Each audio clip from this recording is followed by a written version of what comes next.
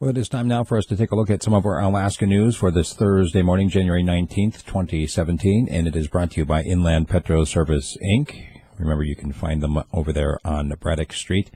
Their number is 451-1905. If you're an Alaskan business, you know the importance of lighting and signage.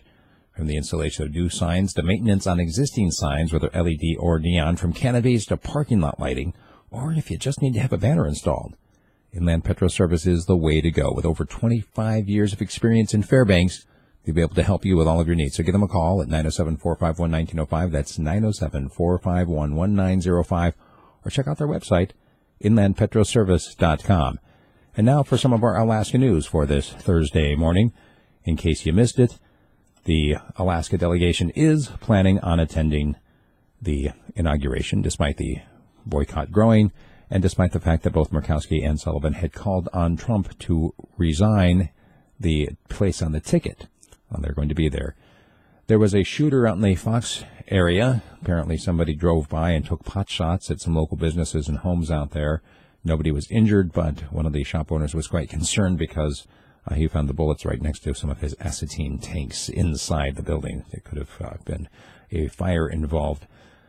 The suspect who allegedly stole a car with a toddler still inside down in Anchorage on January 1st has been identified, and he was nearly caught involved in another vehicle theft, and then another one happened right in front of the police. So he has escaped. He's still on the run, but one of those vehicle thefts involved a truck that had a bunch of firearms in it, and so they are concerned that he may be armed as well. Anyone who knows where this fellow is asked to call the Anchorage police. For all the details, you can check out the audio version only. I've got a 30-minute version of the news that gives you a lot more detail on that, which you can get if you are a subscriber at radiofreespeech.com.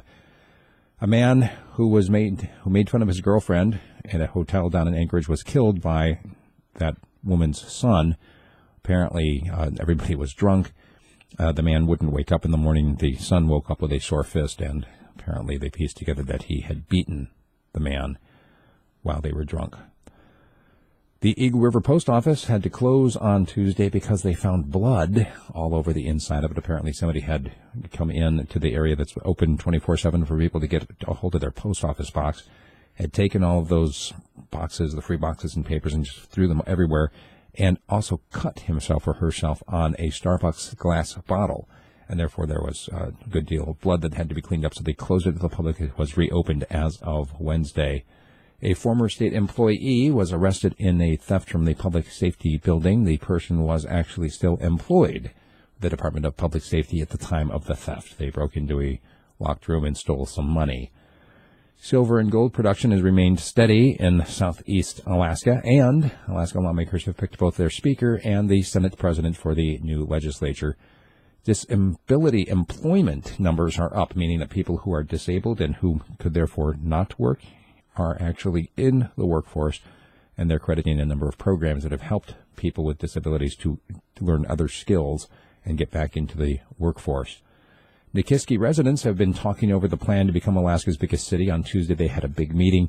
It looks like it's being pushed by a particular group of people, and they're trying to convince the rest of Nikiski that they should become a home rule city. It is official. Temperatures did, in fact, get to 50 below at the airport on Wednesday morning. It's the lowest it's actually the first time it's been 50 below there officially since 2012. And Representative Tammy Wilson has called for public testimony regarding OCS. She had called for a grand jury investigation, and the Alaska district, or the DA, the prosecutor, basically hijacked her request. And so now she's taking public testimony on a statewide scale, basically looking into it, asking anybody who has anything that they'd like to testify about OCS to come to the one of the many public meetings that are being scheduled around the state. I think the one here in Fairbanks is going to be at the end of next week, so you can look about that. It's going to be happening at the Fairbanks North Shore Bureau, in-person testimony only there. Also, it's official. Gas prices are up. I know it's probably not a big surprise to anybody. And if you're looking for a job in tourism, there's going to be an interior tourism conference and job fair next week, hosted by Explore Fairbanks. Will be happening there at the Westmark, and it's happening, I believe, on the 25th, so 1 week from yesterday.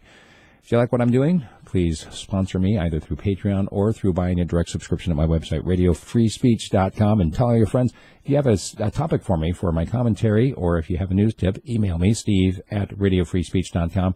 Incidentally, my commentary today focuses on the Manning commutation And more specifically, what would you do if you uncovered something illegal or immoral happening in your office? That's it. Check it out. Thank you.